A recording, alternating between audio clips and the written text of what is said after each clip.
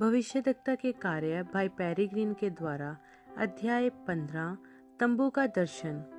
हे भाइयों, मैं यह कहता हूँ कि मांस और लहू खुदा के राज्य के अधिकारी नहीं हो सकते और ना विनाश अविनाशी का अधिकारी हो सकता है। देखो, मैं तुमसे भेद की बात कहता हूँ कि हम सब तो नहीं सोएंगे, परंतु सब बदल जाएंगे, और यह क्षण भर में पलक मारते ही अंतिम तुरी फूंकते ही होगा। क्योंकि तुरी फूकी जाएगी और मुर्दे अविनाशी दशा में उठाए जाएंगे और हम बदल जाएंगे। क्योंकि अवश्य है कि यह नाशवान देह अविनाशी को पहन ले और यह मरणहार देह अमरता को पहन ले। और जब यह नाशवान अविनाशी को पहन लेगा और यह मरणहार अमरता को पहन लेगा, तब वह वचन जो लिखा है पूरा हो जाएगा कि जय ने मृत्यु को निगल लिया। हे कब्र, तेरी जय कहाँ रही? हे मृत्यु, तेरा डंक कहाँ रहा? मृत्यु का डंक पाप है और पाप का बल व्यवस्था है। परंतु खुदा का धन्यवाद हो जो हमारे प्रभु यीशु मसीह के द्वारा हमें जयवंत करता है। सो हे मेरे प्रिय भाइयों, दृढ़ और अटल रहो और प्रभु के काम में सर्वदा बढ़ते जाओ, क्योंकि यह जानते हो कि तुम्हारा परिश्रम प्रभु में व्यर्थ नहीं है। पहला कुरिन्थियों 15:50-58। एक जीवन कथा लेखक जो पौलुस प्रेरित के विषय में लिखेगा, वह बेशक सावधानी से पौलुस के विश्वास को सामने रखेगा, न सिर्फ भविष्य के मामले में बल्कि उन लोगों की वर्तमान अवस्था के विषय में भी जो विश्वासी थे और इस जिंदगी से गुजर चुके हैं। ठीक उसी तरह मेरे लिए भी अवश्य है कि भाई ब्रनम के जीवन और उनकी सेवकाई को प्रस्तुत करते समय ऐसा ही करूं। मैं महसूस करता हूं कि यदि मनुष्य के अंदर एक दृढ़ता या विश्वास या एक आशा है, तो फिर उस दृढ़ता, उस विश्वास या उस आशा का उसके कामों, व्यक्तित्व, महत्वाकांक्षाओं, अभिलाषाओं और योजनाओं पर प्रभाव पड़ता है, खास तौर पर खुदा के सेवक होने के रूप में उसके विषय पर। अब मैं विश्वास करता हूँ कि भाई ब्रनम किसी चीज के आने का इंतजार कर रहे थे। खुदा ने उन्हें बहुत सी चीजें दिखाई और वे लगातार उनके पूरे होने का इंतजार करते रहे। पर उन्होंने कहा कि जब हम किसी चीज को ढूंढें, हमें मालूम होना चाहिए कि वह क्या है जिसे हम ढूंढ रहे हैं। इसलिए तंबू के दर्शन की पूर्ति के लिए हमारे इंतजार करने के साथ भी ऐसा ही है, क्योंकि कुछ तो दर्शन को पूरा हो चुका ही बताते हैं, तो हमें मालूम होना चाहिए कि उन्होंने क्या देखा था जो उन्हें ऐसा लगा। मैं लोगों से इस दर्शन को समझने और इसका अनुवाद करने के लिए नहीं कह रहा हूँ, बल्कि बस यह कि देखें कि तंबू का दर्शन था क्या।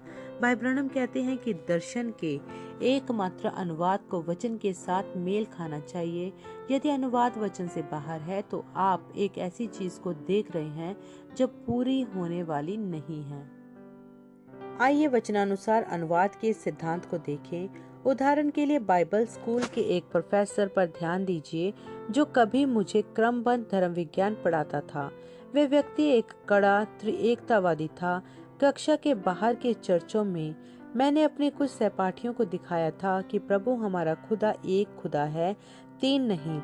इन्हीं में से एक सहपाठी ने उस प्रोफेसर से पूछा कि क्या वह क्या करेगा यदि वह स्वर्ग पहुंचे और वहां अंदर जाने पर तीन नहीं एक ही मिले। प्रोफेसर ने छात्र को अपने चश्मे के शीशों के ऊपर से देखा और घोषित किया, यदि मैं वहां पहुंचा और वहां केवल एक ही हुआ, तो मैं वापस पलटूंगा और बाहर निकल जाऊंगा। इस पर मैं बोल उठा और कहा, डॉक्टर, आपको डरने की कोई बात नहीं। इस रवैये के साथ आप कभी भी वहां जाओगे ही नहीं। आप देखिए, उसने खुदायत के अपने ही अनुवाद को देखा बजाय इसके कि सत्य को सुनता। यहाँ तक कि खुदा के वचन से भी उसने मन में मामला तो समाप्त हो चुका था कि वहाँ पर तीन खुदा हैं और उसका मन कभी बदल नहीं सकता था, पर उसका अनुवाद वचन से बाहर था। अब मैं एक सवाल पूछना चाहता हूँ, सारी दीनता में होते हुए कुछ लोगों से जिनके मन में चीजें बसी हुई हैं पक्की तरह से, आप क्या करेंगे यदि तंबू का दर्शन उस तरह से पूरा नहीं हुआ जिस तरह से आप सोचते हैं कि खुदा ने बताया था कि यह होगा? यदि आप कहते हैं कि आप जानते हैं कि यह कैसे होगा, एक बात में सुनिश्चित रहिए, आप गलत हैं। मैं इस कथन को पूरे विश्वास के साथ बोल सकता हूँ, क्योंकि खुदा के नबी ने कहा था कि जब आप इसका पता लगा लो, आप गलत होंगे, क्योंकि कोई भी इसे नहीं जान पाएगा। मैंने पहली बार तंबू के दर्शन के विषय में 1964 में सुना था, दूसरे मनुष्य के अनुवाद के माध्यम से।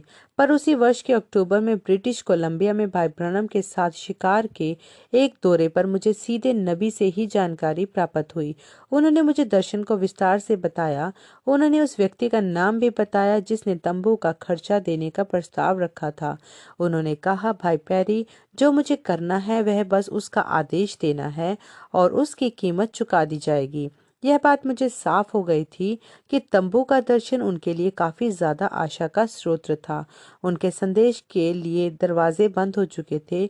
उन्होंने बताया था, सो बहुत सारे चर्च, कैंप, सभाएं व सम्मेलन जो पहले दिव्य चंगाई के विषय में उनसे अपने यहाँ प्रचार कराने के लिए उत्सुक रहते थे, अब उन्हें बाहर छोड़ देते थे शिक्षाओं पर यहोवा यूं फरमाता है की वजह से।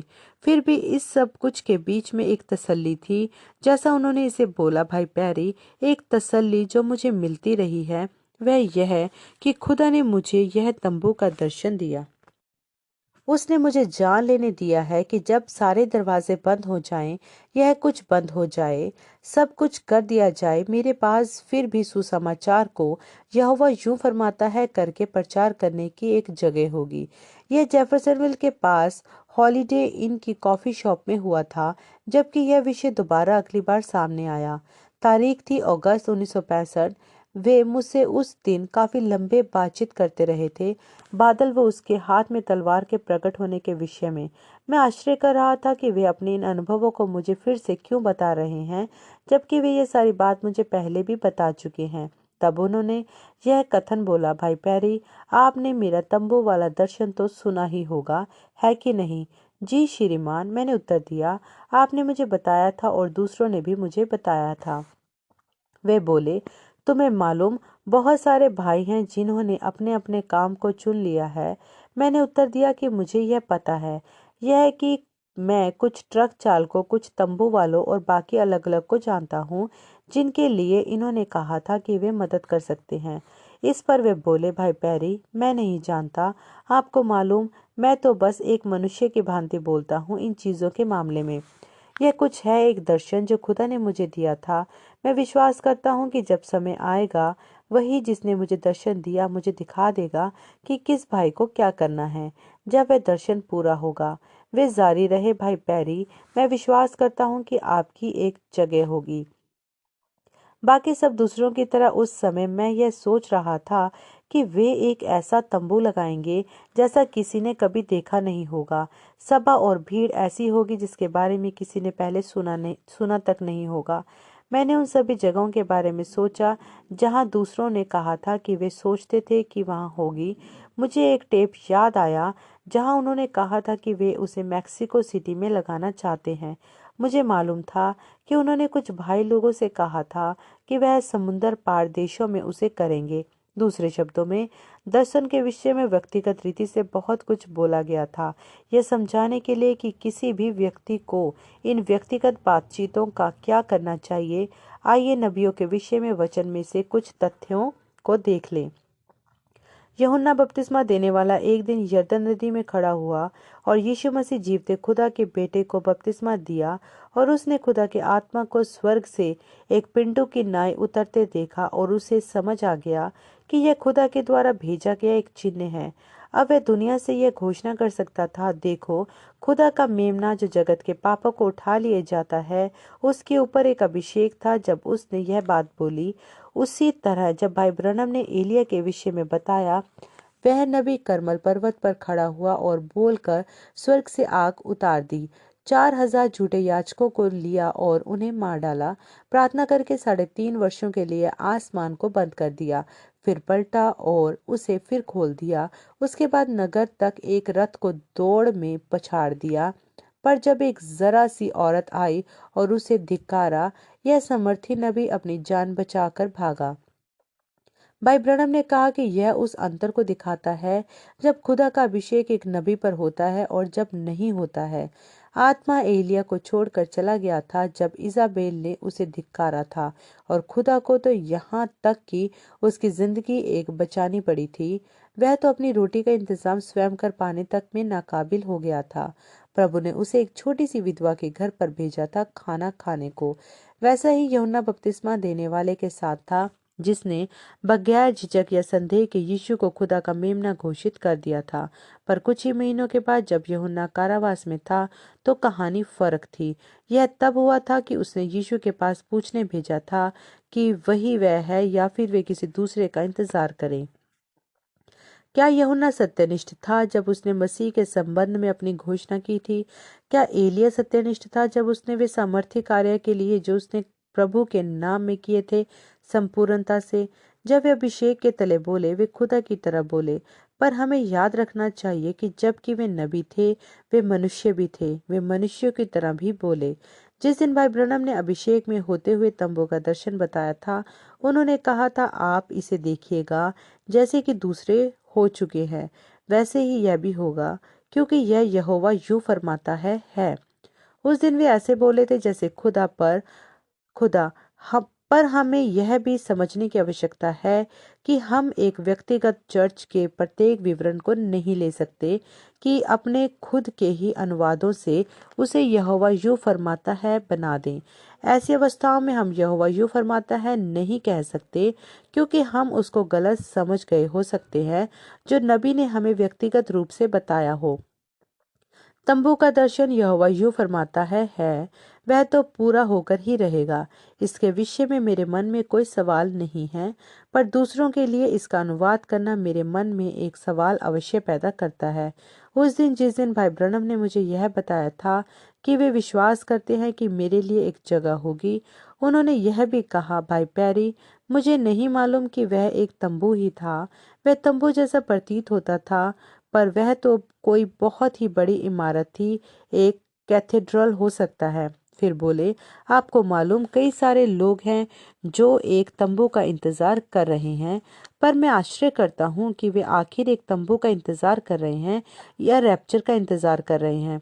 कुछ लोग कहते हैं कि रैप्चर तंबू का दर्शन पूरा हुए बगैर नहीं हो सकता, परंतु एक चीज जो मैंने सीखी वह यह है कि एक घटना को कभी दूसरी पर आश्रित करती ना बनाए। मुझे खूब अच्छी तरह याद है उनका यह कहना, उसका इंतजार मत करो, रैप्चर का इंतजार करो। उस दिन हमारे अलग होने से पहले भाई ब्रनम ने यह कथन बोला था। यदि उन्होंने यह नहीं बोला हो तो मैं न्याय के दिन उनके सामने होऊंगा। वे बोले, भाई पैरी, मैंने आपको आज यह बातें बताई हैं ताकि जब आप ट्यूसान जाओ तो आप भाइयों की मदद कर पाओ, यह देखने के लिए कि किस और देखना है या मुड़ना है। कुछ इसे पसंद नहीं करते, पर यदि उनके मुझको यह बातें बताने और मेरे साथ समय बिताने में कुछ आदर योग्य है तो यह एक जिम्मेदारी भी है। उन्होंने कहा कि वे आपको एक पिचके मुंह वाला आदमी बने रहने के लिए कुछ नहीं दे रहे हैं, जो खड़ा होकर जो वह सोचता है बोल भी सके। मैं सुनिश्चित हूँ कि वे मुझसे अपेक्षा करते थे कि मैं इन चीज़ों को सत्यनिष्ठा से एक ईमानदार व शुद्ध विवेक के साथ दोहराऊंगा, सिवाय मदद करने के कुछ भी और न चाहते हुए। सो मैं उन्हें बताता हूँ। 1965 के सितंबर में यहाँ ट्यूसान में रमाडा इन में मैं भाई ब्रनम के साथ बैठा हुआ था और उन्होंने फिर से इन्हीं चीज़ों को दोहरा कर मुझे बताया। दर्शनों को फिर से बताया गया, जिसमें तंबू का दर्शन भी शामिल था। जब वे समाप्त कर रहे थे, मैंने उनसे पूछा कि उन्होंने मेरे साथ ही क्यों यह समय बिताया था। मैंने उन्हें बताया था कि किस तरह मैं जानता हूँ कि शहर में सैकड़ों लोग हैं जो उनके साथ इस तरह के साक्षात्कार को बहुत चाहते हैं। मैं दुविधा में था। मैंने उनसे पूछा कि यह मुझे ही क्यों होना था। उन्होंने मेरी ओर देखा और बड़ी सरलता से उत्तर दिया, भाई पैरी, यह ऐसे ही होना था। आखिर तंबू का दर्शन है क्या? मैं आपको वह बताना चाहता हूँ जो मैं महसूस करता हूँ कि भाई ब्रनम ने बताया था कि वे क्या था। सबसे पहली बात, तंबू का दर्शन यहोवा यूं फरमाता है था। यह हमें कभी नहीं भूलना चाहिए, चाहे हम कुछ भी और क्यों न सुन रहे हों। उन्होंने यह नहीं कहा था हो सकता है। वे तो पूरी तरह सुनिश्चित थे। वह दर्शन असल में 3 दर्शनों की एक श्रृंखला में से एक था जो एक साथ आए थे। बाकी दो तो समझाए जा चुके हैं, पर तंबू के दर्शन में रहस्य व भेद समायोजित हैं, जिनके लिए उन्होंने बताया था कि प्रभु के दूत ने किसी भी मनुष्य पर उसे जाहिर ना करने का आदेश दिया था। विश्वास योग्य के साथ जिन्होंने उन भेदों को रखा, अपने वायदे के प्रति सच्चे बने रहकर कि यदि प्रभु की आमद से पहले उनका देहांत हो जाए तो वे इन भेदों को अपने सीने में ही बंद ले जाएंगे। इस सामग्री की तैयारी के दौरान मैं इस विषय पर प्रत्येक संदेश सुन चुका हूँ और मेरा विवेक साफ है कि जो मैं बताने जा रहा हूँ उसे नबी के शब्दों के द्वारा साबित किया जा सकता है। मैं अपनी स्थिति से पूरी तरह से वाकिफ हूँ कि आप पढ़ने वालों में से किसी को भी मैं दिग्भ्रमित करता हूँ तो इसके लिए जिम्मेदार ठहराया जाऊंगा। तंबू के दर्शन पर उनका पहला हवाला पाया जाता है अंदर वाला पर्दा नामक संदेश में, जो उन्होंने 1 जनवरी 1956 को प्रचार किया था। यह तथ्य जाहिर करते हुए कि दर्शन उन्हें दिसंबर 1955 में किसी समय आया था। इससे पहले कि मैं इस दर्शन का पहला विवरण दूं, आइए याद करें 7 मई 1946 को, जब प्रभु के दूत ने उन्हें उनका कार्याधिकार सौंपा था, उन्हें यह बताते हुए कि यदि वे लोगों को अपने खुदा के नबी होने का विश्वास करा सके तो उनकी प्रार्थना के रास्ते में कुछ भी खड़ा नहीं हो सकेगा, यहाँ तक कि कैंसर भी नहीं। याद रखें कि यह वाला जिसे इतने सामर्थ्य के काम करने थे, एक बहुत ही दरिद्र परिवार से आया था। उदाहरण हेतु, जब एक बच्चे थे, उनके पास स्कूल पहनकर जाने के लिए कोई कमीज नहीं थी, सो उन्होंने अपना कोट पहनकर उसे ऊपर तक बटन लगाकर बंद कर लिया था। एक दिन उनकी समस्या साबित होते हुए टीचर ने उन्हें ठंड लग रही होने का चिन्ह समझकर हीटर के पास बैठा दिया। कल्पना करके देखिए, उन्हें वहां बैठे हुए कांपने का नाटक करते हुए, जबकि पूरे समय वे गर्मी से जल रहे थे।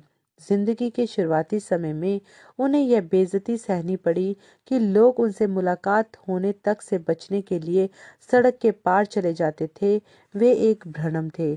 उनके पिता अवैध शराब का धंधा करते थे।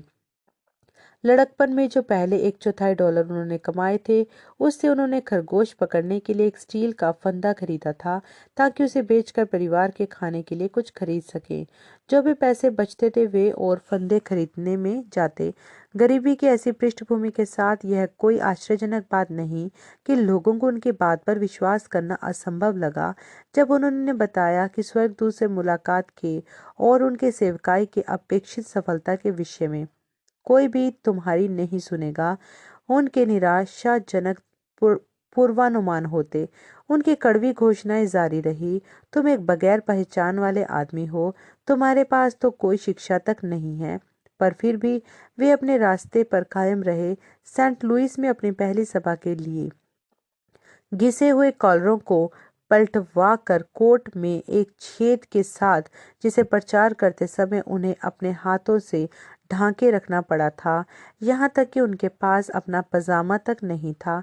उनकी सभाएं चलती रही, उनमें से कईयों का खर्चा हजारों डॉलर आता है, पर उनका खुदा के साथ एक समझौता था कि जब तक वे धन के लिए भीख मांगे बगैर प्रचार कर सकेंगे, वे कार्य क्षेत्र में बने रहेंगे। फिर 1955 में वह दिन आया जब उन्हें बताया गया कि कैलिफोर्निया की एक सभा के बाद $15,000 के ऋण में चले गए थे। उस रात उन्होंने खुदा से बातचीत की। उन्होंने प्रभु को बताया कि वे स्वर्गदूत के संदेश के प्रति आज्ञाकारी बने रहे हैं और यह कि वे अब खुदा के साथ किए गए समझौते के प्रति भी आज्ञाकारी रहेंगे, कि वे पैसा मांगने के बजाय कार्य क्षेत्र से वापस लौट कर आना ज्यादा पसंद करेंगे। वे अपने परिवार को पूरे देश के उस पार वापस जेफरसनविल आए थे। उन्होंने अपने परिवार को अपने लिए हुए इस निर्णय को बताने हेतु देश की एक ओर से दूसरी ओर तक के रास्ते भर की देरी की। पहले उन्होंने सोचा कि वे उन्हें एरिजोना में बताएंगे, फिर यह होना था बड़े टेक्सास राज्य में, जहां से मेरी माँ आई थी, जैसा कि उन्होंने कहा था। यह अंत जेफरसनविल में हुआ, जहां उन्होंने यह समाचार उन पर खोला। थके हारे और उनके अपने शब्दों के अनुसार यह समझने में असमर्थ कि इसे ऐसे ही क्यों होना है, फिर भी वे 9 वर्ष पहले खुदा से किए हुए अपने वायदे के प्रति सच्चे थे। वे उस भुगतान के कागजातों को स्वीकार नहीं कर पा रहे थे जिनके लिए वे जानते थे कि वे आएंगे, क्योंकि खुदा के साथ उनका समझौता यह नहीं था। वे लोक सेवा कंपनी में अपने पुराने काम पर लौटने या फिर अपने पुराने मित्र भाई बैक्सवुड के साथ मकान गिराने के काम पर जाने के विषय में बात करने लगे। वह यह हताश और भ्रमित करने वाली अवस्था थी जिसने तंबू के दर्शन के लिए मंच तैयार किया। एक सुबह जब वे बिस्तर के किनारे पर बैठे हुए थे तो वह दर्शन आया, बहन मीडा से बात करते हुए, उनके अपने ही शब्दों में। अब आप लोग जो मुझे जानते हो कि मैं कोई कट्टरपंथी पागल नहीं हूँ। मैं इन चीजों को तब तक नहीं करता हूँ जब तक यह सत्य ना हो। यह ठीक बात है। मैंने इसे देखा था और मैंने देखा था भाई ऑर्गन ब्राइट को वहां खड़े हुए, और मैं इनके पास तक गया और उन्होंने कहा, भाई बिली, वे बोले, हमने सभी प्रार्थना कार्ड दे दिए हैं और सभा के लिए सभी चीजें अब तैयार हैं। हमारे पास आपको अंदर ले जाने और बाहर ले जाने का एक रास्ता है। मैंने कहा, धन्यवाद भाई ऑर्गन ब्राइट। मैं चलता हुआ आगे गया और भाइयों को देखा, और वहां पर एक दूसरा कोई भाई प्रचार कर रहा था, और मैंने कहा, वह कौन है? उन्होंने कहा, यह वह है जिसे उन्होंने रखा है। मैंने कहा, यह उन्होंने कौन है? और वे बस पलटे और चले गए, और उस आदमी ने समाप्त कर दिया और श्रोताओं को जाने के लिए बोल दिया। और मैंने कहा, ओह, आपको ऐसा नहीं करना चाहिए, क्योंकि वेदी पर तो कोई पुकार दी ही नहीं गई है।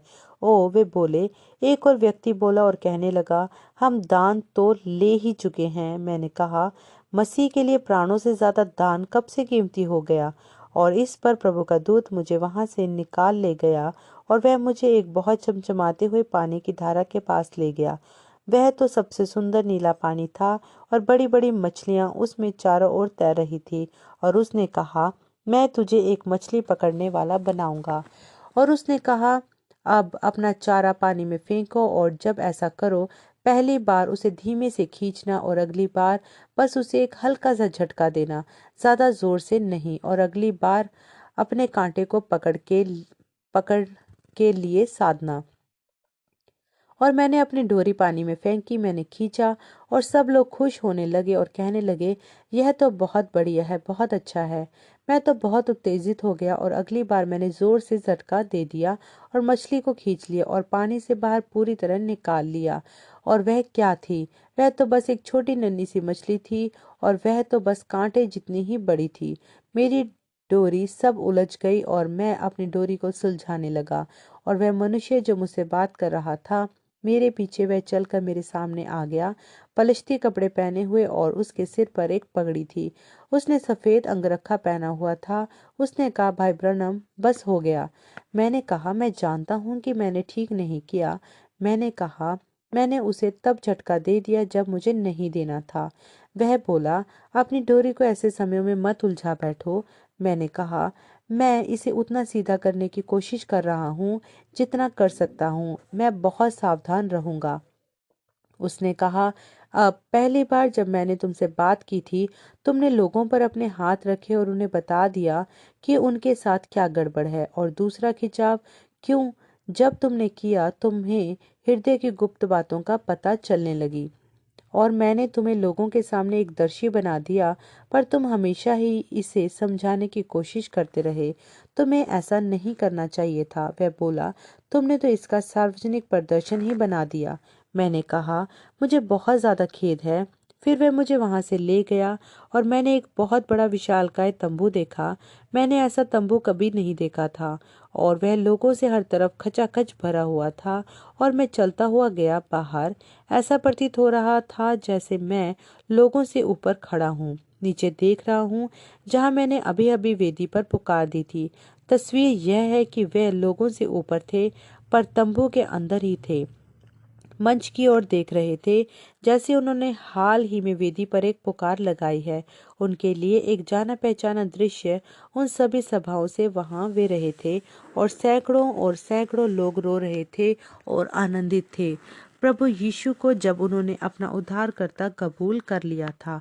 और मैंने देखा और एक आदमी को खड़े होकर यह कहते सुना, प्रार्थना पंक्ति बुलाइए। दूसरी जगहों पर वे इस आदमी को एक दयालु सज्जन वृद्ध मनुष्य बताते हैं और लोगों ने पंक्ति लगानी शुरू कर दी। इस तरफ जहां से मैं मंच की ओर नीचे देख रहा था उसकी बाईं ओर और वे पंक्ति में लगते ही चले गए आगे तक, सड़क पर भी बहुत आगे तक एक प्रार्थना पंक्ति में। प्रार्थना पंक्ति बन गई। उन्होंने कहा, मंच की दाईं ओर। यह उनके लिए सामान्यता बात थी क्योंकि प्रभु का दूत हमेशा उनकी दाईं ओर ही खड़ा होता था। जाहिर ही जहां से वे उसे देख रहे थे, ऊपर लोगों के सिरों की भी ऊपर से मंच पर नीचे देख रहे थे। प्रार्थना पंक्ति उनके बाईं ओर बन रही थी। मैंने अपनी बाईं ओर देखा जो कि मेरी दाईं ओर होता यदि मैं मंच पर होता। एक छोटा सा लकड़ी का कमरा था। इस दर्शन के दूसरे उल्लेखों में वे तंबू के छोटे से टुकड़े के विषय में बताते हैं। वहां पर और एक महिला वहां पर खड़ी थी जो नामों को पुकार रही थी, या वैसा ही वह प्रतीत हुआ था जब लोग स्ट्रेचर पर वहां ऊपर आते थे। एक आदमी आकर उन्हें उसमें धकेल देता। लोग इस छोटे कमरे में जाते, उन्होंने बाद में बताया, और वे दूसरी ओर से पूरी तरह ठीक होकर बाहर निकले। और मैंने एक ज्योति को देखा जिसकी उनके पास तस्वीर है। आप जानते हो, यह तस्वीर ह्यूस्टन टेक्सास में ली गई थी 24 जनवरी 1950 को। यही है पीलापन लिए हरी, मतलब एम्बर रंग की रोशनी, उस आग के खंभे जैसी जो इज़राइल की अगुवाई करके मिस्र से बाहर निकाल लाया था। ठीक वही ज्योति जिसे वह तब से देखते आए थे जब वे एक छोटे लड़के ही थे, और जिसके लिए उन्होंने लोगों को अक्सर बताया था कि उनके साथ सभाओं के दौरान कुछ और भी है जो भवन में उपस्थित होता है, जो हमेशा सभाओं में होता था। और मैंने उस ज्योति को अपने से हटकर उसी कमरे में जाते हुए देखा। उसी कमरे के अंदर चली गई और एक आवाज ने मुझसे कहा, मैं तुमसे उसके अंदर मिलूंगा, वही तीसरा खिंचाव होगा। मैंने कहा, क्यों? उसने कहा, अच्छा, यह कोई सार्वजनिक प्रदर्शन नहीं होगा जैसा कि वे देख चुके हैं। और मैं आ गया। वे दर्शन से बाहर आ गए। यह दर्शन नबी की जिंदगी के सबसे खराब पलों में आया था। उन्होंने हाल ही में 9 वर्ष पूरे किए थे अपनी एक ऐसी सबसे अधिक सफल सेवकाई के जो किसी भी मनुष्य ने कभी भी अनुभव की हो। फिर भी वह यहाँ था, कार्य क्षेत्र से बाहर, बगैर किसी स्पष्टीकरण के। ठट्ठा करने वाली जीभें उनके अपने ही स्पष्टीकरणों में दया रही थी कि विलियम ब्रनम तो खुदा के साथ अपनी सामर्थ्य ही खो बैठा है। यह है कि वह तो अपना वरदान भी खो बैठा है। यह तब था जबकि संसार भर में लोग उन्हें खुदा का एक अद्भुत व्यक्ति घोषित कर चुके थे। वे तो बस तकरीबन वह कुछ भी पा सकते थे जिसके लिए उन्होंने अपना मन बना लिया हो। उदाहरण के लिए, उन्हें शिकागो के एक आदमी ने $10.5 लाख का चेक भेज दिया था, पर उन्होंने उसे वापस भेज दिया था। उनकी डाक 1000 पत्र प्रतिदिन से घिर कर 75 पत्र प्रतिदिन पर आ गई थी। लोगों को उनके कार्यालय में से जो एकमात्र चीज उपलब्ध थी वह थी प्रार्थना के लिए हुए कपड़े और उनकी चंगाई के लिए प्रार्थना। और क्योंकि ना तो वे कुछ बेचा करते थे और ना ही किसी चीज को विज्ञापित किया करते थे, अस्थिर जनता उसकी तरफ मुड़ गई जो ज्यादा लोकप्रिय प्रतीत होते थे। पर अपने कार्यालय को चालू रखने के लिए उनका खर्च $100 प्रतिदिन तक आ गया। सो वे बस यूं ही छोड़कर जा भी नहीं सकते थे। वह निर्णय की एक घाटी में थे, अपनी पूरी शक्ति से प्रभु की इच्छा ढूंढते हुए, जब खुदा ने उन्हें यह तंबू का दर्शन दिया। हमारी सबसे अंधकार में घड़ी में हम अपनी सबसे बड़ी आशा की अपेक्षा कर सकते हैं। इसके जल्दी ही बाद भाई ऑर्गन ब्राइट ने उनसे एक सभा के लिए मैक्सिको आने के लिए पूछा। उन्होंने समझाया कि वे इससे पहले कभी मैक्सिको नहीं गए हैं जैसे उन्होंने इसे रखा। मैंने सोचा था कि शायद यह उन जगहों में से पहली होगी जहां मैं अपना तंबू लगाऊंगा। तंबू का दर्शन उनके लिए आशा का एक बहुत बड़ा स्रोत था। खुदा के द्वारा उन्हें दिया गया था ताकि उन्हें पता चले कि हालांकि यह दूसरी स्थिति घट गई थी, वहां अभी भी उनकी सेवकाई का एक ज्यादा सामर्थ्य संपूर्णता से भरा हिस्सा ठीक आगे ही आने को रखा था। वे तंबू के दर्शन के विषय में इतने सुनिश्चित थे कि वे इसकी उन कई सारी चीजों से तुलना दिया करते थे जो उन्होंने अपने चर्च के लोगों को जेफरसनविल का चर्च छोड़ने से पहले बताई थी। वे चीजें जो सब की सब घटित हुई थी, ठीक जिस तरह वे सारी चीजें पूरी हुई थी। हाथ में चिन्ह और हृदयों की गुप्त बातों का खुल जाना। उन्होंने समझाया, सो यह दर्शन भी होगा, क्योंकि यह भी यहोवा यूं कहता है था। जब भाई आर्गनब्राइड ने स्पष्ट किया कि वे मैक्सिको में सभा के लिए एक बुलरिंग लेने जा रहे हैं, भाई ब्रनम ने, जिनके मन में तंबू का दर्शन ताजा था, सोचा शायद यही है वह। निश्चय ही ये लोगों की भीड़ के विस्तार के दृश्य से मेल खाएगा। उनके दर्शन के पहले हिस्से में जब किसी ने दान एकत्रित करके सभा समाप्त कर दी थी, सो वे मैक्सिको की सभा के लिए तैयार हो गए। भाई आर्गनब्राइट व भाई जैक मूर ने सारे जरूरी इंतजाम किए। जिस दिन वे लोग सभा के लिए निकले, भाई ब्रनम ने दूसरों को बताया, लड़कों, हम किसी न किसी परेशानी में पड़ने जा रहे हैं। वह रिमझिम गिरती हुई बरसात जो उन्होंने दर्शन में देखी थी, अंदर वाला पर्दा के प्रचार से किसी अन्य समय इसे जाहिर किया था, चालू हो गई थी। जब वे बुलरिंग में पहुंचे, वे चकित रह गए। किसी ने सभा समाप्त कर दी थी। कोई नहीं जानता था कि किसने की थी। प्रत्येक ने इस काम की जिम्मेदारी या इसकी जानकारी तक होने से मना कर दिया। अगले दिन भाई ब्रनम ने वापस घर जेफरसनविल जाने के लिए हवाई जहाज पकड़ लिया। भाई मूर ने यह पता लगाने की कोशिश की कि किसने सभा समाप्त की थी, पर असफल रहे। यह रहस्य कभी भी खुल नहीं पाया। भाई मूर ने भाई ब्रनम को बताया कि यदि उन्होंने पहले कभी भी उनका विश्वास नहीं किया था, तो अब तो निश्चित ही करेंगे। भाई ब्रनम ने इसकी पुष्टि की कि यह उसी श्रृंखला के जिसमें तंबू का दर्शन भी था, पहले दर्शन की पूर्ति थी। यह उनका अपना स्पष्टीकरण था। 8 अप्रैल 1956 को तंबू के दर्शन के 5 महीने पश्चात भाई ब्रनम एक संदेश लेकर आए, जिसका शीर्षक था दर्शन व भविष्यवाणियां। उन्होंने मैक्सिको यात्रा के बारे में बताया और इस प्रकार स्पष्टीकरण दिया कि वह उस श्रृंखला में पहला हिस्सा था जिसमें तंबू का दर्शन भी समायोजित था। उन्होंने समझाया कि दर्शन का दूसरा हिस्सा जो मछली से संबंधित था, वह दूसरा खिंचाव था, जहां उन्होंने स्वयं को पेंटिकोस्टल बालकों को अलौकिक चीजें समझाते पाया था। यह और विस्तार से बताया गया है। उनके संदेश, श्रीमानों, क्या यह वह समय है में उन्होंने बताया कि जब यह दर्शन आया था, तो वे एक रस्सी सी प्रतीत होने वाली डोरी को एक छोटे बच्चे के जूते के फीते के छेद में पिरोने की चेष्टा कर रहे थे। जब इस आवाज ने इनसे बोला, तुम वैसा नहीं कर सकते हो, डोरी की दूसरे सिरे को देखो। जब उन्होंने नीचे देखा, उन्होंने पाया कि डोरी का दूसरा सिरा बिल्कुल सही माप का था। जब वे उसे उठाने के लिए नीचे झुके, दृश्य बदल गया और अचानक वे मछली पकड़ रहे थे। 3 दर्शनों की श्रृंखला की पूरी तस्वीर समझने के लिए, जिसमें तंबू का दर्शन भी था, व्यक्ति को भाई ब्रनम के प्रचारे हुए संदेश, दर्शन व भविष्यवाणियां, अंदर वाला पर्दा और श्रीमानों, क्या यह वह समय है पढ़ने चाहिए। हालांकि भाई ब्रनम संदेह की कोई गुंजाइश नहीं छोड़ते कि पहला दर्शन पहले खिंचाव का था और वह मैक्सिको की यात्रा के समय पूरा हो गया था। दूसरा था हृदय के भेदों को बोलना और जान जाना, जब वे दूसरे प्रचारकों को मछली पकड़ना सिखा रहे थे और प्रभु के दूत ने उन्हें डांटा था, यह कहते हुए कि उन्होंने सिवाय शारीरिक नकलों को चालू करा देने के कुछ नहीं किया। लोग उन्हीं की नकल करने की कोशिश करने लगे, उनके द्वारा उन्हें वह समझाए जाने के कारण, और यह है कि उन्हें ऐसा नहीं करना चाहिए था। इस तरह उन्होंने दर्शन के प्रत्येक हिस्से को समझाया, सिवाय तंबू वाले हिस्से के। श्रीमानों, क्या यह वह समय है से अब इस दर्शन में, या जैसा मैं कह रहा था, मैंने देखा और मैंने एक अजीब चीज देखी। अब ऐसा लगा जैसे मेरा छोटा बेटा जोसेफ मेरे बगल में था, मैं उससे बात कर रहा था। अब यदि आप दर्शन को अच्छी तरह करीब से देखें, आप देखेंगे कि जोसेफ वहां क्यों खड़ा था। मैंने देखा कि वहां एक बड़ी झाड़ी थी और इस झाड़ी में चिड़ियों के एक झुंड में छोटी चिड़िया जो करीब आधा इंच लंबी और आधा इंच ऊंची थी। वे तो नन्हे नन्हे पुराने सिपाही थे। उनके छोटे छोटे पंख थक कर घट चुके थे। वहां तकरीबन 2 या 3 थे।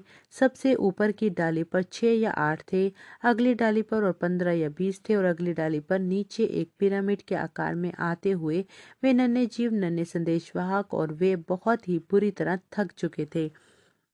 वे पूरब की ओर देख रहे थे और मैं दर्शन में ट्यूसान एरिजोना में था, क्योंकि इसने इसे इस उद्देश्य से बनाया था कि वह नहीं चाहता था कि मैं इसे देखने में चूकूं कि वह किस जगह था। मैं अपने से एक रेगिस्तानी गोखरू छुड़ा रहा था। मैंने कहा, अब मैं जानता हूँ कि यह एक दर्शन है और मैं जानता हूँ कि मैं ट्यूसान में हूँ। और मैं जानता हूँ कि वे नन्ही चिड़ियाएं किसी चीज को चिन्हित करती हैं और वे पूर्व की ओर देख रही थी। अचानक ही वे उड़ गई और पूर्व में चली गई। जैसे ही वे गई, बड़ी चिड़ियाओं का एक झुंड आ गया। वे पिंडकों जैसे लगते थे, तेज नोकीले पंख, कुछ सलेटी से रंग के। इन पहले वाले संदेशवाहकों की तुलना में कुछ हल्का रंग था और वे पूर्व की ओर तेजी से आ रहे थे। जैसे ही वे मेरी निगाहों से ओझल हुए, फिर से पश्चिम की ओर देखने के लिए घूमा और वहां वह हुआ। एक धमाका हुआ जिसने असल में पूरी पृथ्वी को ही हिला दिया। अब इसमें चूकिएगा मत और आप जो टेप पर हैं सुनिश्चित हो जाइए कि इसे ठीक पकड़ें। पहले एक धमाका, मुझे लगा जैसे ध्वनि घेरा है या जो कुछ भी आप इसे बुलाते हो। जब हवाई जहाज ध्वनि की गति को पार करते हैं और वह आवाज पृथ्वी पर वापस आती है, वह ऐसे हिल गया जैसे गर्जन हुई सब कुछ। फिर वह एक जबरदस्त तड़ाका रहा होगा, गर्जन का और बिजली के जैसी। मुझे बिजली दिखाई नहीं दी थी, मैंने तो बस वह जबरदस्त धमाका सुना था जो हुआ था, जो मुझे मेरे दक्षिण में हुआ प्रतीत था, मैक्सिको की ओर। पर उसने पृथ्वी को हिला दिया था और जब उसने ऐसा किया, मैं अभी भी पश्चिम की ओर ही देख रहा था। दूर कहीं अनंतता में मुझे किसी चीज का एक झुंड आता दिखाई दिया। ऐसा प्रतीत हुआ जैसे कि वे नन्हे बिंदु सरीखे हैं। वह तो 5 से कम हरगिज नहीं थे और 7 से ज्यादा भी नहीं थे, परंतु वे एक पिरामिड के आकार में थे, जैसा कि एक संदेशवाहक जो आए थे। और जब ऐसा हुआ, सर्वशक्तिमान खुदा की सामर्थ मुझे उठा ले गई उनसे मिलाने के लिए। मैं देख सकता हूँ यह मुझे कभी भी छोड़कर नहीं गया है। 8 दिन बीत चुके हैं और मैं अभी भी इसे भूल नहीं पाया हूँ। मुझे कोई भी चीज इतना परेशान नहीं कर पाई है जितना इसने कर दिया है। मेरा परिवार आपको बता सकता है, मैं उस स्वर्गदूतों को देख सकता था। वे पीछे की ओर सिमटे हुए पंख इतनी तेज से चलते हुए कि ध्वनि की गति से भी तेज थे। वे अनंतता से इसे इतने कम समय में आ गए थे जैसे पलक झपकने से भी कम समय में, बस जरा सी चमक मात्र में वे वहां पर थे। मेरे पास गिनने का समय ही नहीं था, बस देख पाने भर से ज्यादा। शक्तिशाली, जबरदस्त, सामर्थी स्वर्गदूत बर्फ जैसे सफेद पंख सिर में स्थित थे और वे चल रहे थे, वू वू। और फिर यह हुआ, मैं पकड़कर इस पिरामिड में झुंड में उठा लिया गया। मैंने सोचा, अब बस सब समाप्त। मैं पूरी तरह सुन पड़ गया था, पूरे शरीर में, और मैंने कहा, ओ मेरे, इसका मतलब एक धमाका होगा जो मुझे मार डालेगा। मैं तो अपनी राह के अंत पर आ गया हूँ। अब मैं अपने लोगों को यह बिल्कुल नहीं बताऊंगा। इस दर्शन के जाने के बाद मैं नहीं चाहता कि वे इस बात को जाने, पर आसमानी पिता ने मुझे यह जान जाने दिया है कि अब मेरा समय समाप्त हो गया है। मैं अपने परिवार को यह नहीं बताऊंगा क्योंकि वे मेरी चिंता करने लगेंगे, क्योंकि वह तो अब जाने वाला है। यह स्वर्गदूत मेरे लिए आए हैं और अब मैं जल्दी ही किसी किस्म के विस्फोट में मरने वाला हूँ। नहीं, यह ऐसा नहीं है। यदि इसने तुम्हें मार डाला होता तो इसने जोसेफ को भी मार डाला होता, और मैं जोसेफ को मुझे पुकारते हुए सुन सकता था। तब मैं फिर से घूमा और मैंने सोचा, प्रभु खुदा, इस दर्शन का क्या मतलब है। मैं आश्चर्य करने लगा और फिर यह मेरे पास आया। कोई आवाज नहीं, बस मेरे पास आया। ओ, वह तो प्रभु के स्वर्गदूत है जो मेरे पास मुझे मेरा नया कार्याधिकार देने आ रहे हैं। और जब मैंने यह सोचा, मैंने अपने हाथ उठाए और मैंने कहा, ओ प्रभु यीशु, आप मुझसे क्या करवाना चाहते हैं। और दर्शन मुझे छोड़कर चला गया। तकरीबन 1 घंटे तक मैं कुछ भी महसूस नहीं कर सकता था। अब आप लोग जानते हैं कि प्रभु की आशीषें क्या होती हैं, परंतु प्रभु के सामर्थ एक बिल्कुल ही फर्क बात है। प्रभु के सामर्थ उस प्रकार की जगहों में मैंने इसे कई कई बार पहले दर्शनों में महसूस किया है, पर कभी भी इसके जैसा नहीं। यह तो ऐसा लगता था जैसे आदर में होते हुए एक डर। मैं इतना डर गया था कि मैं तो इन जीवों की उपस्थिति में लकवाग्रस्त ही हो गया था। मैं सच बता रहा हूँ, जैसे पौलुस ने कहा था, मैं झूठ नहीं बोलता। क्या आपने मुझे ऐसी किसी चीज के विषय में कुछ भी गलत बोलते हुए पकड़ा? कुछ तो है जो होने जा रहा है। फिर कुछ देर बाद मैंने कहा, प्रभु यीशु, यदि मैं मरने जा रहा हूँ तो मुझे बता दें, ताकि मैं अपने लोगों को इसके विषय में ना बताऊं। पर यदि यह कुछ है और है, मुझे बता दीजिए। वहां कोई जवाब नहीं आया।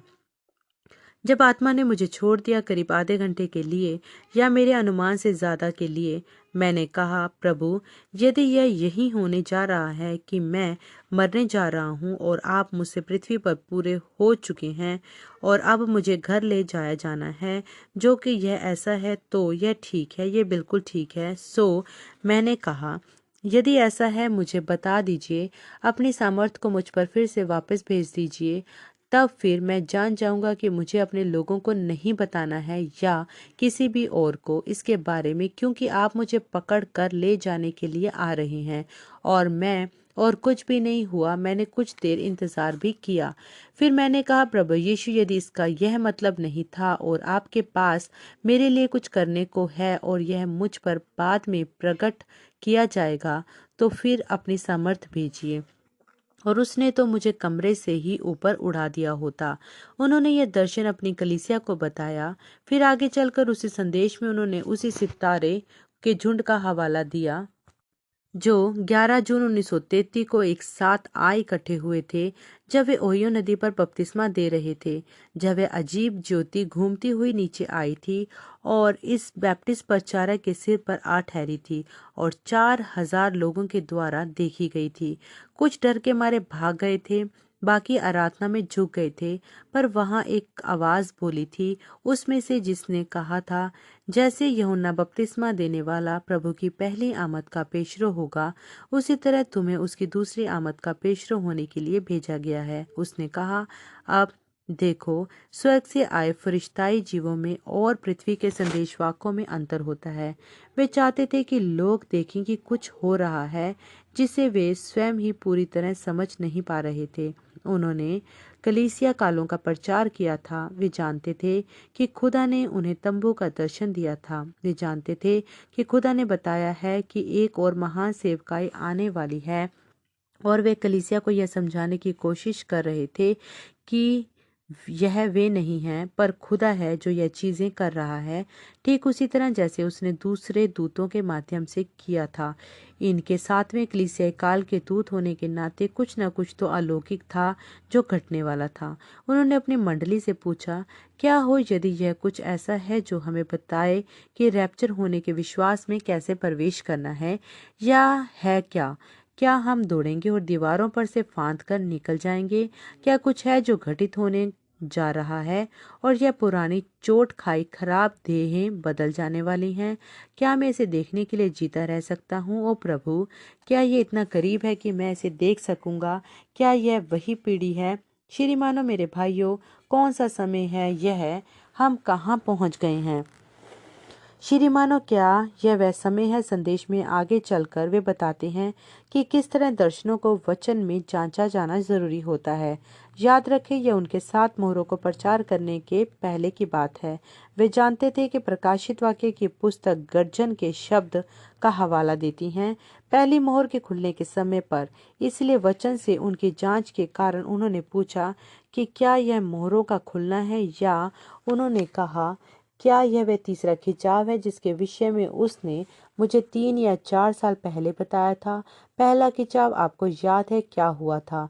मैंने उसे समझाने की कोशिश की थी। उसने कहा था, ऐसा मत करो। दूसरा खिंचाव उसने कहा, कोशिश भी मत करो, और मैंने फिर भी खींच लिया था। आपको याद है? आप सभी को याद होगा, यह तो टेप में है और हर चीज। फिर उसने कहा था, अब तीसरा खिंचाव आ रहा है, पर इसे समझाने का प्रयत्न मत करना। यदि यही है तीसरा खिंचाव, तो एक बड़ा भेद आगे रखा है। मैं नहीं जानता, मैं नहीं कह सकता, मुझे नहीं मालूम। वे बोलते जाते हैं, ध्यान दीजिए, तीसरा खिंचाव। आइए उस पर 1 मिनट के लिए रुक जाएं। दर्शन में पहली उड़ान उन नन्ही संदेश वाहक चिड़ियों की थी। यह तब था जब हम पहली बार चालू हुए थे। यह लोगों का हाथ पकड़ने मात्र से ही बढ़ता गया था। और क्या आपको याद है कि उसने मुझे क्या बताया था? यदि तुम सत्यनिष्ठ बने रहोगे तो यह होगा कि तुम लोगों के हृदयों की गुप्त भेदों को बातों को भी जान जाओगे। कितने लोगों को याद है जब इसकी घोषणा की गई थी, यहाँ से और पूरे देश भर में? और क्या ऐसा हुआ?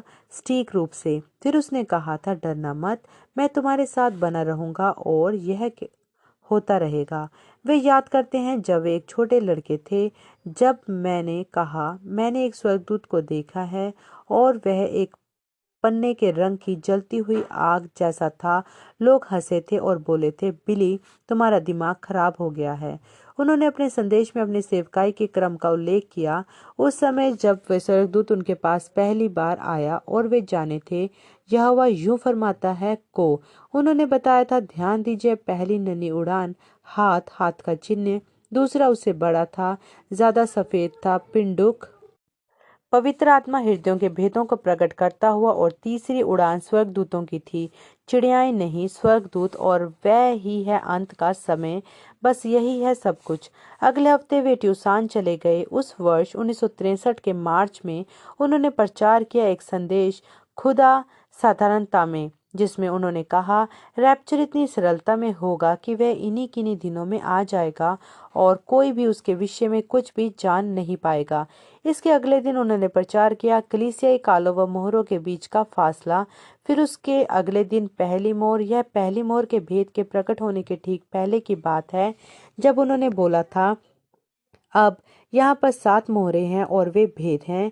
पर तब फिर 7 रहस्यमय गर्जन के शब्दों का आना है जो कि लिखे तक नहीं गए हैं।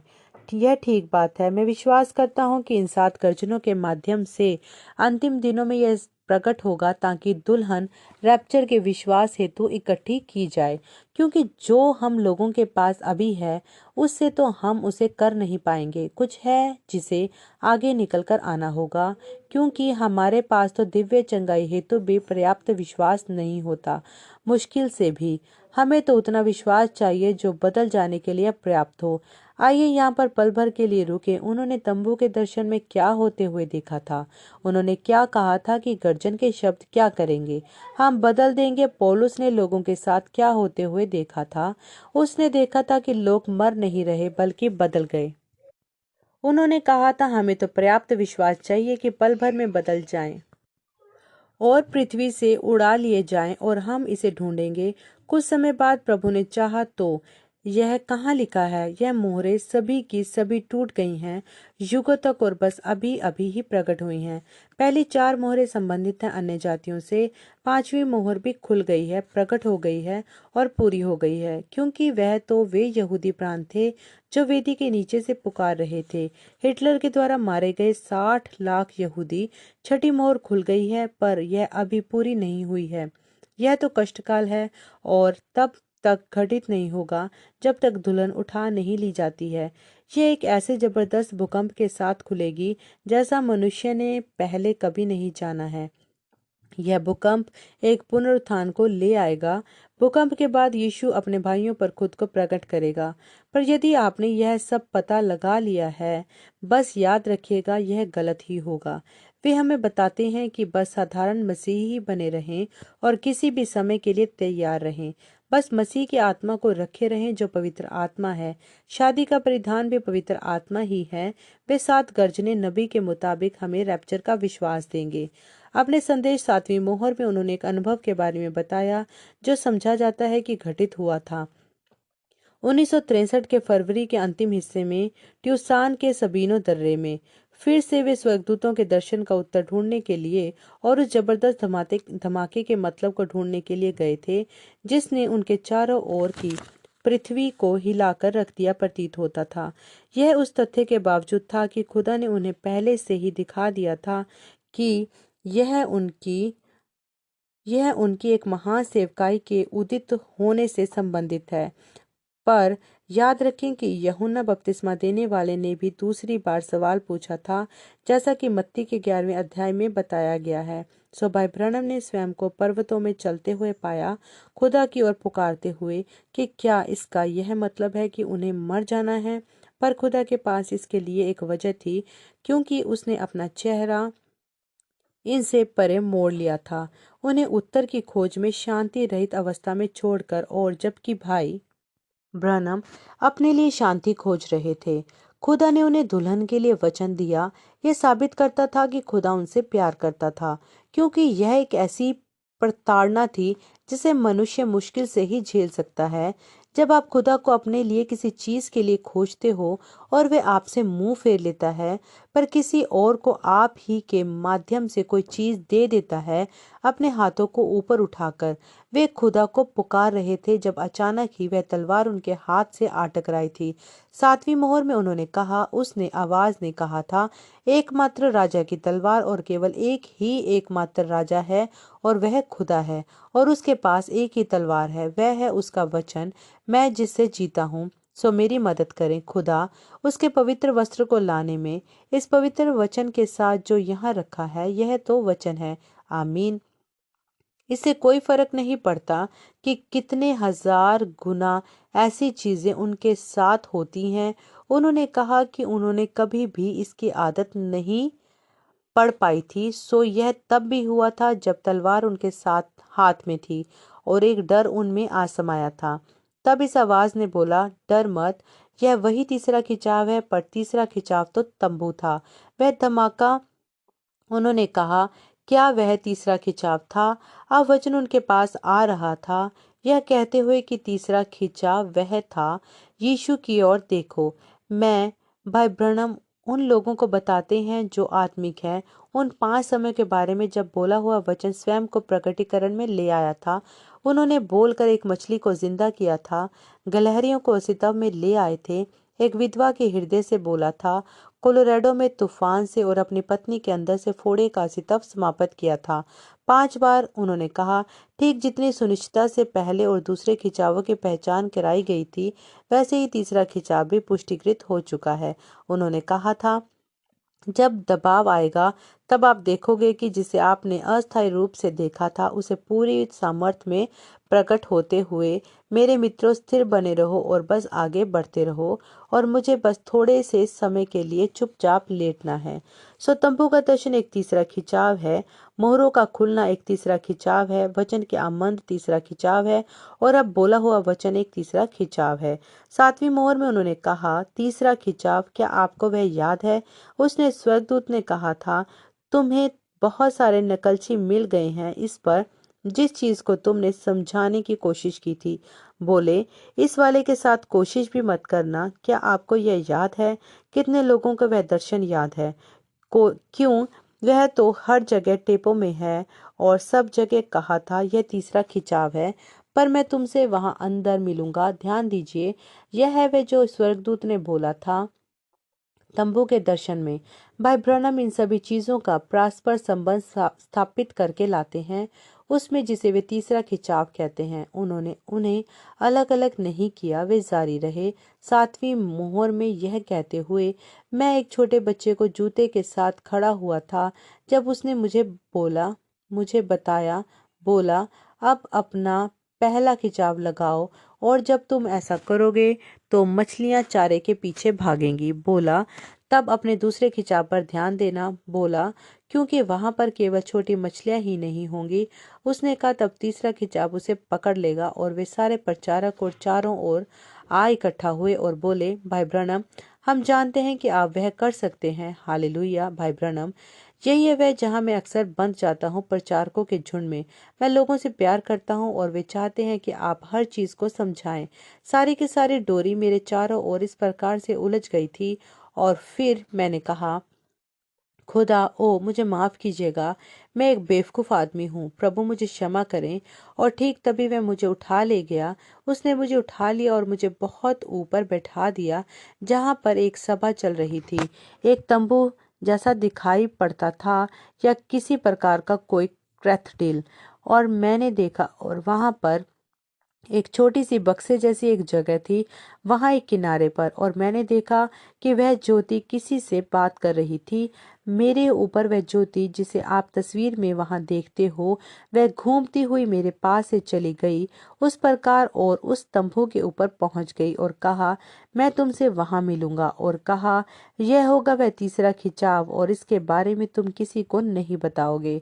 और सबीनो कैनन में उसने कहा था, यही है तीसरा खिंचाव, और तीन महान बड़ी चीजें हैं जो उसके साथ होती हैं, और एक कल खुल गई, अगली वाली आज खुल गई, और एक चीज और है जिसका मतलब है मैं समझ नहीं पा रहा हूँ क्योंकि यह एक अनजानी भाषा में है। जब मैं ठीक वहां पर खड़ा था और सीधे उसी की ओर देख रहा था, और यह है तीसरा खिंचाव सामने आता हुआ, और खुदा का पवित्र आत्मा ओ मेरे, यही वजह है जो सारा स्वर्ग शांत हो गया था। इस जगह पर उन्होंने निम्नलिखित जबरदस्त वाक्य बोला था। उन्होंने कहा था, अब भला हो कि मैं ठीक यहीं पर रुक जाऊं। मुझे रोके जाना महसूस हो रहा है कि इसके बारे में और अधिक ना बोलूं। देखा, सो बस याद रखे, सातवीं मोहर वह वजह जो यह खुली नहीं थी, वह वजह जो यह नहीं खुली थी, वह वजह जो उसने इसे प्रकट नहीं किया था, किसी को इसके विषय में मालूम नहीं होना चाहिए। और मैं चाहता हूं कि आप जान लो, इससे पहले कि मुझे उसके बारे में एक भी शब्द पता होता, वह दर्शन तो वर्षों पहले आया था। आपको यह याद है?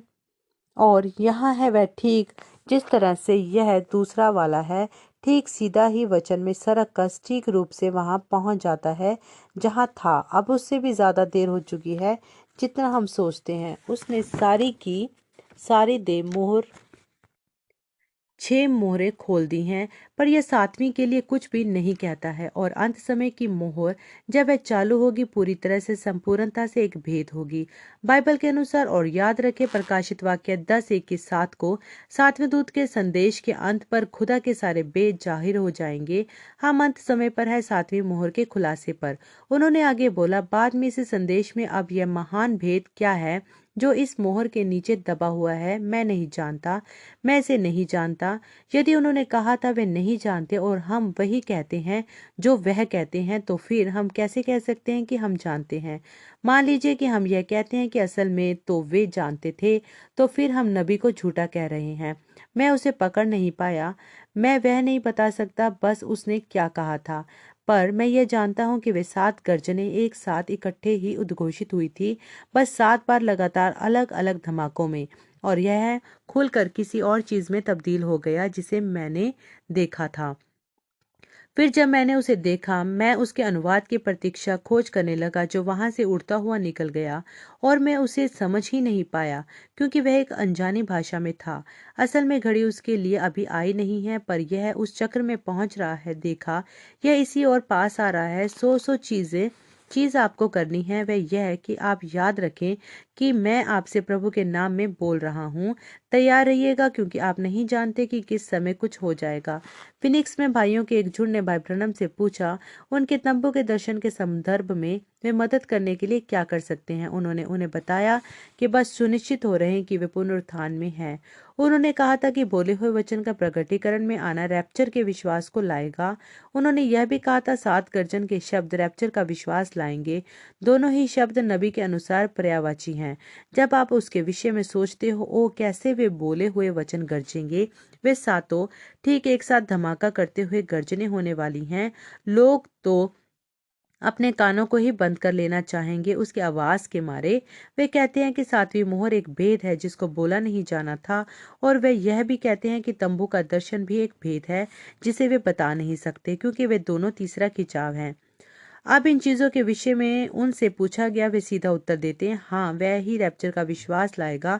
भाई ब्रनम ने मुझे बताया कि मसीह में मृत पहले जी उठेंगे और हमारे साथ इस जमीन पर कम से कम 30 दिन बिताएंगे। इसके कारण कुछ तो होना चाहिए। पर उनके टेप में सवाल और जवाब अगस्त 1964 में वे कहते हैं, यह और तब हम सब इकट्ठे हो जाएंगे, और जब वे एक साथ इकट्ठे होने लगेंगे तब हम जो जीवित हैं वे बचे रहेंगे और बदल जाएंगे। यह मरणहार देह मृत्यु को नहीं देखेगी, पर अचानक से एक झोंका जैसा हमारे ऊपर से गुजर जाएगा और आप बदल जाओगे। आप फिर से वैसे ही बन जाओगे जैसे अब्राहम एक बूढ़े आदमी से एक जवान आदमी में बदल गया था, एक बूढ़ी से जवान स्त्री में। और जब यह बदलाव अचानक आएगा, उसके कुछ ही समय बाद आप एक विचार की भांति चल रहे होंगे और आप उनको देख रहे होंगे जो पहले ही पुनरुत्थानित हो चुके होंगे। आपको तो उन्हें देख पाने के लिए बदलना आवश्यक है। फिर भी वे यह भी कहते हैं कि जब हम अपने प्रियों को देखेंगे तब हम जान जाएंगे कि समय अब करीब आ गया है। क्या पहले आता है? मैं तो बस बदल जाना चाहता हूँ। उन्होंने रैप्चर में बोला कि वहां एक ललकार हुई थी। उस संदेश ने दुल्हन को बताया कि तैयार हो जाए। वह आवाज मुर्दों को जिला उठाएगी और वह तुरही हम सबको इकट्ठे ले जाएगी। बस इतना याद रखें, यदि कोई कहता है कि मैं जानता हूँ, वह गलत है, क्योंकि केवल खुदा ही है जो इन सभी चीजों को जानता है। पर यह भी याद रखें कि पौलुस ने कहा था कि हम सब तो नहीं सोएंगे।